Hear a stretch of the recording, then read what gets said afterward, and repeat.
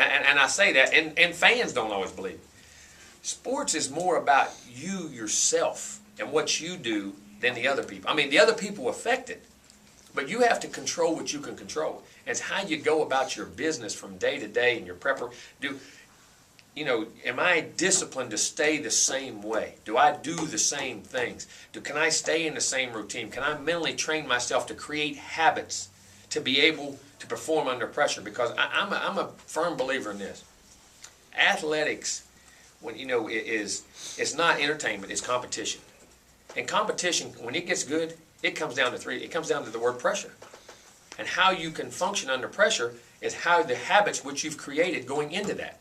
And I think that's where it's about yourself and how you perceive everything and how you go about your business from day to day that's critical. And I think that's what this team has to understand. No matter who we're playing, when we're playing, we control what happens to us. We determine what happens and how we're going to prepare and how we're going to sing. If the other team ends up beating us, that's a different story. If I control what I can control. But if I don't control what I can control and then they beat us, then I do have an issue. And that's what we're trying to preach to our kids and what we believe. I believe that wholeheartedly. I really do.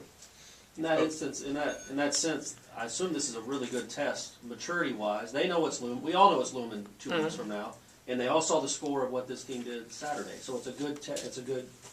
You think some of them did. Some of them probably did. Probably don't. Yeah. I mean, you might be shocked on that one too. You might be shocked on that stuff too sometimes. Don't assume now. Yeah. But is that a good? I mean, that's a good test to see how they respond. Yeah, I mean, I think it is. But it's just a good test if they truly believe in what we believe as an organization. And as I say that, and I know it sounds like cliche talk to y'all and all that, but as an athlete and as a coach, you have to. You have to. And that's what we'll find out. And I think they will. I really do. Because I thought we did a really good job of that last week.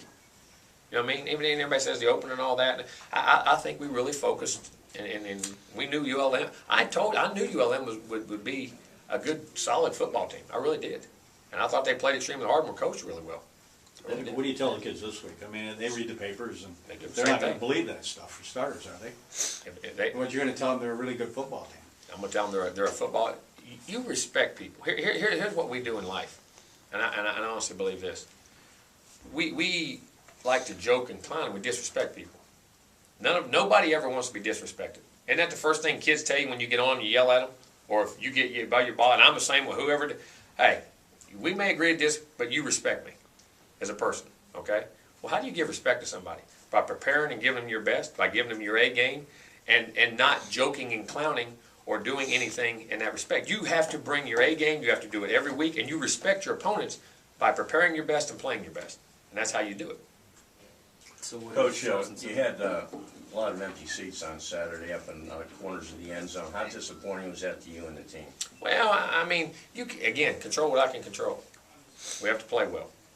Guess we'll keep playing well. We'll get those seats filled up. I'd love to see them there for what it represents, for what it stands. Those kids, you understand something? Those seniors get to walk in that stadium 7 times. Now 6 more. Wouldn't it be nice to have that memory of ever walking in there every time and being full? I mean, just like every fan wants us to go in there and play 7 great football games. And 12 for the year, and then 13 and 14 after that. It would be nice for every kid to ever walk in there and say, I sweat, I work, I do everything I can do to be the best here. And to walk in there and know it's full every time and know that somebody truly respects what I do and understands what I do and has a great honor for what we do, when we're in it together, it would be a great thing. Now, that's up to, again, that's out of our control, and thank you for the ones who came. Jimbo, can you tell us about Colin Benjamin, his status? He's, we're working with him right now, and we'll, as we see it fit, when he's ready to go, and he's doing great. I think he's going to be a super player here, going to be phenomenal. Doing great. With the running game, I mean, you talked about, it seemed like they were bringing up everybody to stop them, and there's a lot of places where they There was a lot, but there were still holes in there. There were still some creases in there that we missed. We overreached a couple guys. A couple guys went back door on us, you know what I mean?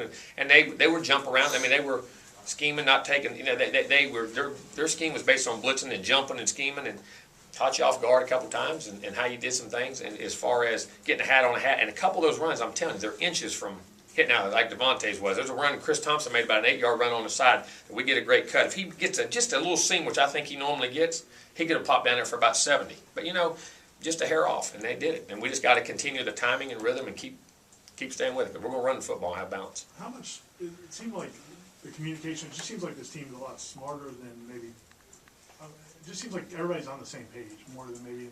I hope so. years past. I hope so. I mean, I think they believe in each other. They like each other. They're around each other a lot. And I think we've been able to try to convey the message that what we want as much. And I say this about this team. I love coaching this team. It's got a great attitude. And when it's, when they see us get upset, hey, we need to do this, boom, they do it. There's no, you always have to use, any team I've ever, 2 or 3 guys, man, I don't want, you don't hear that. We got good guys. We got good people. They're fun young men to be around. They really are. I have a lot of respect for them as individuals as far as how they go about their business.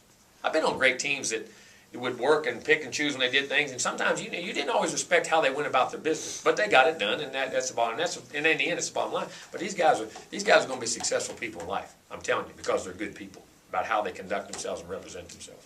I truly believe that. Yeah, but how the offensive, after you saw the film, the offensive line, you talked about 3-4 days, really. I thought they pass blocked extremely well.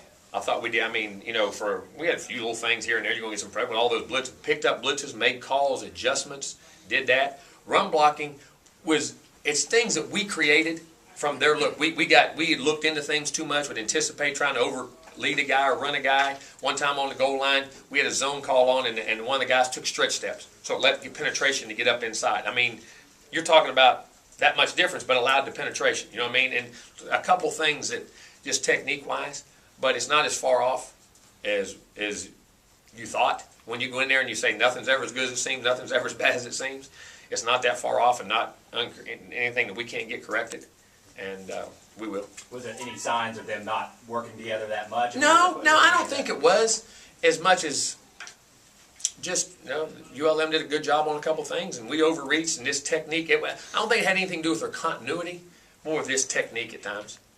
What's Hallstatt's status for this weekend? I'm hoping they're getting reevaluated, and they're looking at him yesterday and today, and they'll do some things. And he says he feels better, so hopefully we'd love to get him back. Boy, it makes a big difference too. I mean, not anybody, but I mean just having that big body and that size, and he's played a lot of good football. Overall, Saturday, that was a good day for your really young receivers, wasn't it? Some guys, yeah, and there was some good things happened in that group. I think we had 2 drops on the day, and we had 3 drops. We had 3 total on the day. We had, and 2 of them happened to be touchdowns, or had a chance to be, but we need to get that fixed. But I was really proud of Greg Dent. Had a chance to make a nice play on the goal line and let one slip through his hands, and then turns around 2 minutes later makes a 50-yard touchdown, puts it behind him. I as a coach can get more out of that. Sometimes we don't want to drop anymore, but that guy showed, hey, I still got confidence in myself that I can go back out there right after that and make a big play on a 3rd down. It kind of put the game up 3 scores. It kind of, I thought, was a score that kind of got us going and got us going in the right direction there. Kenny Shaw made a real nice catch on the sideline down there. Almost had another one. If he'd have flattened his route, he went too far upfield on that one double move, and he should have flattened back inside that we had there. But he ran some great routes on the backside. I've been pleased with him. Scooter got his first touches, and like he said afterwards, I was nervous too. You know what I mean? He said, I just was inches from getting some plays, and he said, man, I just felt I had another gear, but they were just wanting to make sure they did it right before they go fast, and I think you'll start to see them really jump out. Those guys, Christian Green's going to be a really good player in that group, and of course, Bert and Rodney, and I don't think who else in that group that was in there, but those guys they all caught balls. And I think they all caught balls. Bo caught a ball, Nick O'Leary caught a ball, Lonnie had a chance to catch a ball. Devontae Freeman went in there and caught a nice 3rd down catch, and so from that point, it's receiving. But those receivers, they're a good group, good, working hard. Perhaps the best part of the game on Saturday was your special teams. I agree with you. Your kickers are not getting the kind of national attention perhaps they deserve. Is a matter of playing consistently week after week the way that they played on Saturday? I think it is. I think we get better media around here to publicize them. One more question. No, I don't know. I mean, I've said it all along. I have tremendous respect for them. I think they have a huge effect on our team. And hey, I bet those guys at the next level like them. Coach, while you do have to respect Charleston Southern, Oklahoma gets to start focusing on you guys this week. How much, just in practice, do you start preparing for that game? We don't. We won't.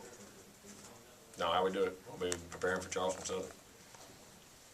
That's part of the respect deal right there. Exactly, it's respect. I mean, and you know, that's how you do it. And how you want to be treated, treat other people. We may agree to disagree, but how you go about your business and what you do. But it's not just respect for them, it's respect for ourselves. And to understand how you got to go about life. You start looking way ahead, and you trip on something you should have taken care of, makes life a lot more miserable. And you can't. I think it's life lessons as long as football lessons.